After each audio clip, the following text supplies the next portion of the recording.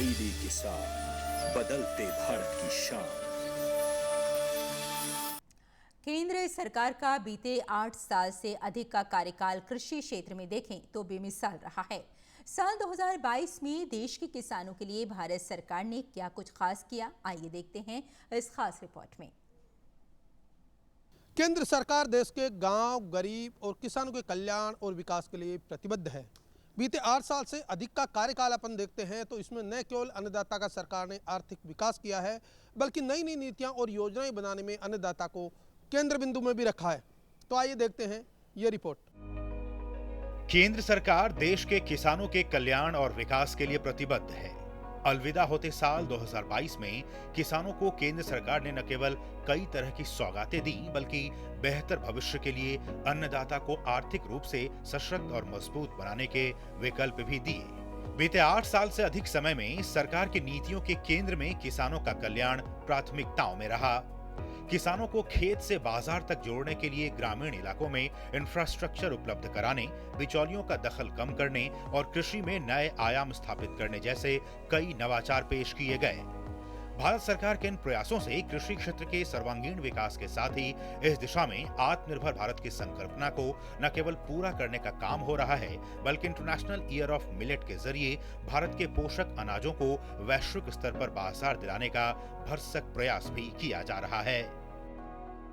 भारत के मोटे अनाज पूरी दुनिया में प्रोत्साहन पाए, इसके लिए सरकार के प्रयासों से अगले वर्ष पूरी दुनिया में मोटे अनाज का अंतर्राष्ट्रीय वर्ष भी घोषित किया गया है। दुनिया भर में हमारे मोटे अनाज की चर्चा होने वाली है। अब मौका आपके सामने है, दुनिया में कैसे पहुंचना है। किसानों के कल्याण के लिए कृषि बजट में 6 गुना वृद्धि हुई है। इसके साथ ही 3 वर्षों में 11 करोड़ से अधिक किसानों को 2 लाख करोड़ से अधिक की सहायता दी गई है। प्रधानमंत्री फसल बीमा योजना के तहत साल 2021-22 में 16,000 करोड़ रुपए आवंटित हुए हैं और 2016 से 2022 तक 38 करोड़ किसानों का इस योजना में पंजीयन हुआ है। प्रधानमंत्री किसान सम्मान निधि योजना से देश के 11 करोड़ 37 लाख किसानों को लाभ पहुंचा है। इस योजना के माध्यम से किसानों के खाते में 2.16 लाख करोड़ रुपए सीधे हस्तांतरित हुए हैं। किसानों के हित में उठाए गए ये कदम केंद्र सरकार की सकारात्मक सोच और मजबूत इच्छा शक्ति को दर्शाते हैं। केंद्र सरकार ने किसानों के हित को सर्वोच्च प्राथमिकता देते हुए बीज से बाजार तक एक नई अवधारणा बनाई है, जिसके माध्यम से किसानों के रास्ते में आने वाली हर छोटी से छोटी परेशानी दूर हुई है। ई नाम मंडी के जरिए 1.74 करोड़ से अधिक किसानों को जोड़ा गया है और 2.36 लाख व्यापारियों को ई नाम के जरिए पंजीकृत किया गया है, जिनके माध्यम से 2.22 लाख करोड़ रुपयों का व्यापार हुआ है। केंद्र सरकार देश में 10,000 नए एफपीओ बना रही है। इसके लिए 6,865 करोड़ रुपयों का प्रावधान किया गया है। एफपीओ के जरिए कृषि उत्पादों की प्रोसेसिंग के लिए बिना गारंटी 2 करोड़ रुपयों तक के ऋण की व्यवस्था की गई है।